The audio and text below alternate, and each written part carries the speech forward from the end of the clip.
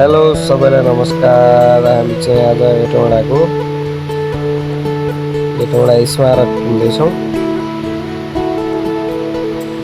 आज शनिबारको दिनमा हेटौँडामा देखिएको मान्छेको भिडसँगै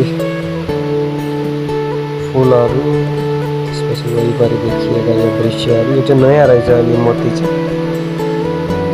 मान्छेहरू कोही एक्लै बसेका छन्, कोही ग्रुपमा छन्, मान्छेहरू अन्नै छन्। मनमोहक दृश्य छ। घुम्नेको सङ्ख्या एकदम धेरै छ। लाग्दा सिनहरू टिकटक बनाउन एकदम अहिलेको रातिको समयमा एकदम फेमस ठाउँ हाम्रो हेटौँडा स्मारक।